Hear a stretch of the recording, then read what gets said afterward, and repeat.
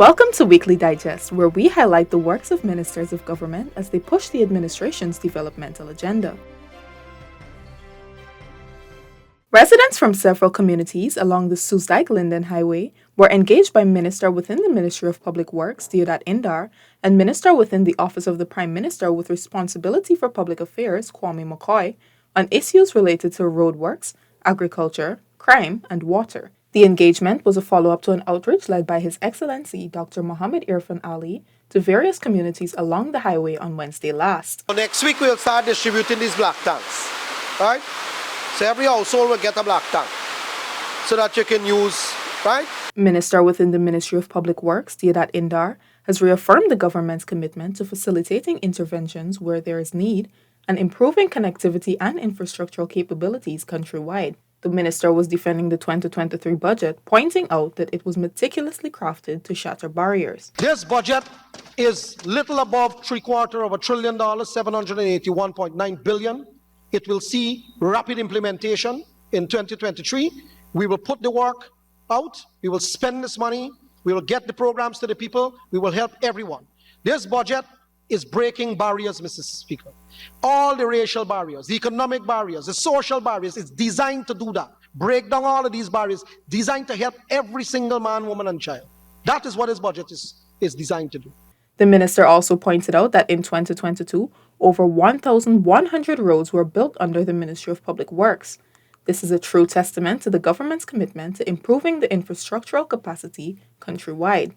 Public Works Minister Bishop Juan Edgel, in his zealous defense of the 2023 budget, highlighted that the PPPC government remains staunch in its dedication to transforming the lives of all Guyanese. And I would also like to express to the team at the Ministry of Finance our deep gratitude and appreciation on behalf of the team at the Ministry of Public Works for working with us to ensure that Guyana's development and transformation and modernization is not stymied, but rather accelerated. Somebody where we mash brakes, but we mashing the accelerator. We know which pedal to put our foot on. We mashing the accelerator because the people of Guyana are impatient. They want development. They want development. They want Guyana to modernize, and that's what we are doing, and we will deliver for them.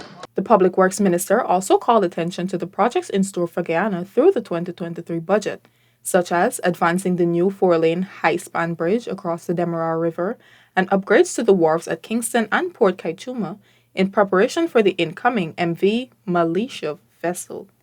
A whopping $136.1 billion was allocated in the budget to the Public Works Ministry for roads and bridges, facilitating the advancement of transport services and representing the government's intentions to build for the future.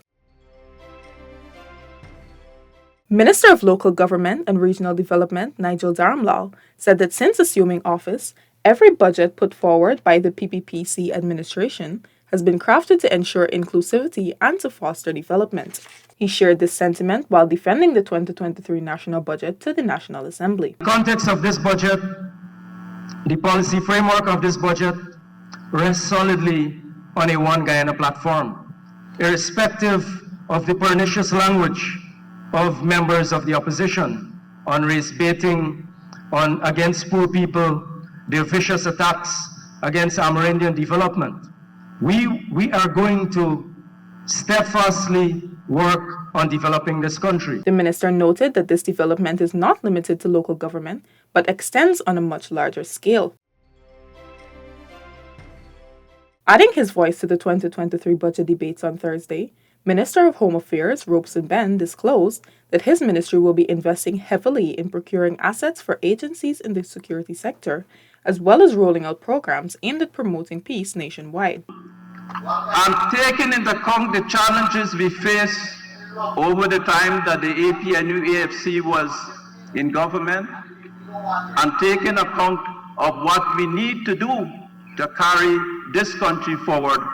He speaks and we speak of one Guyana. We speak of one Guyana. And we know that we will not fail in this mission. And no person In fact, I could even go biblical. No weapon formed against us will prosper in this nation. He said that the Guyana Prison Service has seen a 14% increase in the prison population, and in response, government will improve the infrastructure at the prisons. Minister Ben told the National Assembly that there has been a 20% decrease in serious crimes between the period 2015 to 2022, which he attributed to the government's investments in the Guyana Defense Force. Minister within the Ministry of Housing and Water, Susan Rodriguez, told the National Assembly that the PPPC government will lead Guyana into the future with clearly defined strategies to ensure the prosperity of all Guyanese. We are investing in infrastructure aimed at improving lives, not infrastructure like Durban Park or arches, which are totally useless and add no value to people's lives. People need to understand how the budget benefits them. I am fortunate, Mr. Speaker, to serve in a sector with achievements I do not need to boast about, because the evidence of our achievements are available for all to see. She highlighted the range of measures and programs implemented by the Housing and Water Ministry to drastically enhance the lives of all Guyanese, such as the Home Construction Assistance Program, the Cement and Steel Subsidy Initiative, and their aggressive regularization exercises. The PPPC government is not in the business of disenfranchising residents, but rather committed to creating the framework to make homeownership accessible for all citizens. This was made clear by Minister of Housing and Water, Colin Crowe, during the budget debates. It balances infrastructure development with modern systems for the delivery of social services that will significantly and positively impact the quality of life enjoyed by all citizens. But more importantly, though, it puts the needs of our citizens at the center of every project, of every social intervention, of every policy. It is truly a representation of the vision of this PPPC government for our beloved country. He added that from the inception, the PPPC government has been dedicated to providing opportunities to make home ownership a reality. To this end, major focus will also be placed on the construction of 345 low-income units set to be constructed at Great Diamond, Little Diamond, and Ordnance Fort Lands. 131 young professional homes will be constructed at Prospect and 80 at Little Diamond. 266 moderate-income homes will also be constructed at Cummings Lodge, Williamsburg, Hampshire, and Amelia's Ward. The government has invested over $100 million in Region 7, Kayuni-Mazaruni, for 2022, Minister of Amerindian Affairs Pauline Sukai has disclosed. She was at the time addressing the opposition's contentions that very little investments have been made in Region 7 to improve lives. The minister said that 700 residents of Camarang, a community in Upper Mazaruni, are now benefiting from quality potable water. In Region 7, more than $100 million were invested in 2022. Some 700 residents of Camarang in Region 7 are benefiting from a new $45 million water system funded by the PPP civic government. She also highlighted that the Gold Scholarship Program as well as the BIT program are also benefiting Amerindian youths. These and other training programs, coupled with government's continued efforts to improve ICT connectivity in hinterland communities, are indicative of the investments being made in enhancing the lives of the indigenous people. Minister of Human Services and Social Security Dr. Vindhya Prasad passionately defended the 2023 budget on Wednesday, saying that it will bring to reality a host of programs to make a positive impact on the lives of the most vulnerable citizens. As a government, we believe in the stability of families. We believe in community development. We believe in infrastructural development. We're not a government that is impervious to the global crises that is affecting every country in this world. We're not a government that is oblivious to the trends in the world that would have had an impact on so many different aspects of governance and the way people govern. In fact, we have offered as a government tangible solutions to the challenges to food security, making Guyana pivotal in CARICOM, the voice of CARICOM, providing the solutions that CARICOM is following, the region is looking at, the world is looking at in terms of fighting the global crises. Minister of Agriculture Zulfikar Mustafa said that the 2023 budget will address the socio-economic transformation of Guyana and continue to fortify the government's One Guyana vision. This transformation that we are witnessing didn't happen by magic. It took visionary leadership of the People's Progressive Party civic government and the prudent management of the country's resources to make it happen. The PPPC government has already re-employed close to 1,500 workers within the Guyana Sugar Corporation, GAISUCO, allowing them to provide a livelihood for their families and contribute to the recovery of their village economies. Commendably, the rice industry is expected to grow significantly by 8.3% in 2023, as the government pushes to meet its target of positioning the industry to continue its upward trajectory to achieve 1 million tons of rice by 2025. Minister of Education Priya Manichan has vindicated the $94.4 billion allocation for the education sector. She said that this is in keeping with the government's goal of providing quality and equitable education for all students. She also stated that Guyana boasts the largest education channel in the Caribbean, calling attention to the Guyana Learning Channel, which is also available on YouTube. This is the work that has allowed us to reach people where ordinarily, unless you could afford the fancy lessons in Georgetown, you could not be reached. With some $300 million allocated for further disbursement of small business grants, Tourism, Industry and Commerce Minister Onish Warren has reiterated that government is focused on sustainably developing the lives of all Guyanese. Like our previous budgets, Budget 2023 continues to make provision for the development of our country in line with the fundamental philosophy of the People's Progressive Party civic, which is to secure broad-based, inclusive development for all Guyanese. In 2022, a total of 1,429 small business grants were given to people across the country to advance their businesses. This represents about a 40% increase in the distribution of grants in 2022 compared to the entire 5-year period of the APNU-AFC administration, which only saw some 560 grants being distributed in total. Minister of Parliamentary Affairs and Governance, Gail Teixeira, has made it clear that the PPPC government understands the needs of the people and stands ready to meet those needs. This budget comes after the emergency budget of 2020 and the 2021 and 2022 budgets to rebalance Guyana after the 5 years of APNU-AFC incompetence as a government. And it has set the foundation for its transformation, steadfastly, carefully, calculatedly, step by step, for the sustainable transformation of our nation, improving lives today, building prosperity for tomorrow.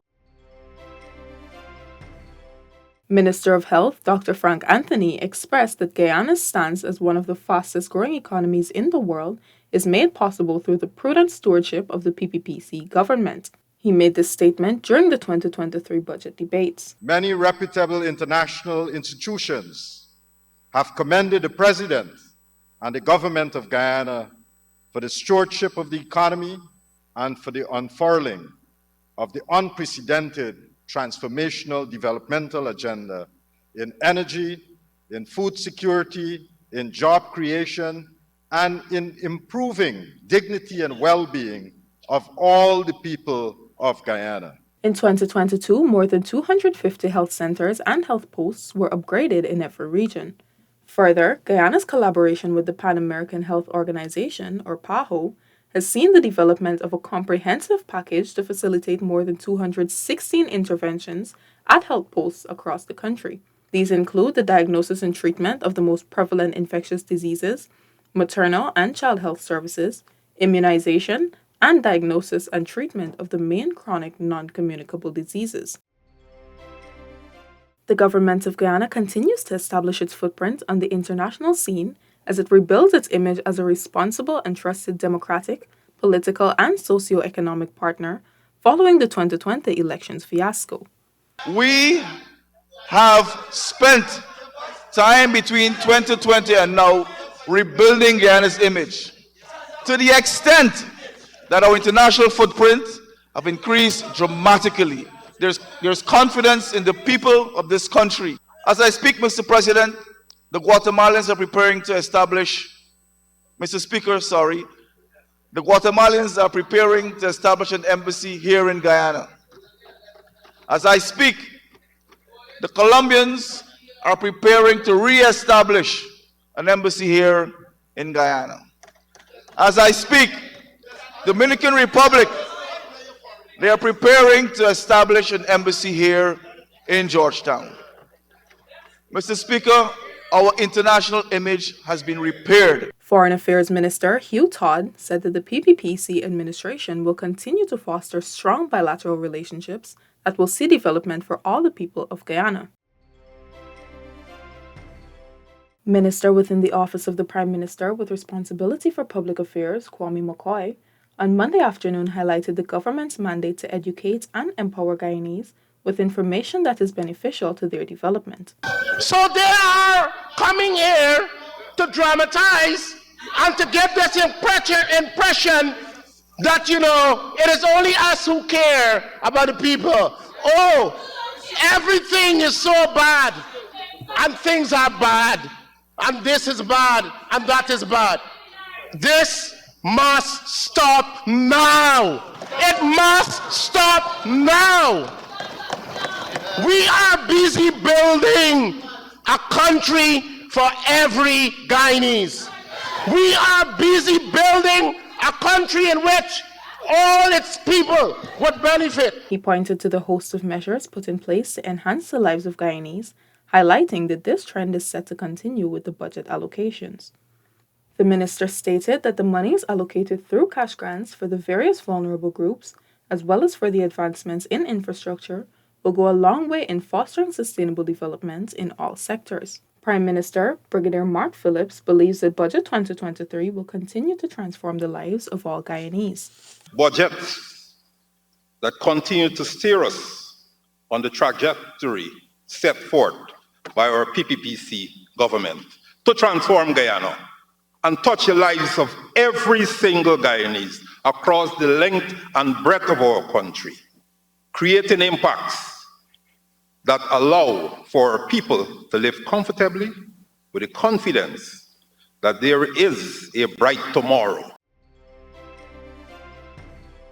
The contributions of the APNU-AFC opposition at any forum could not be compared to the policies and programs put forward by the PPPC government.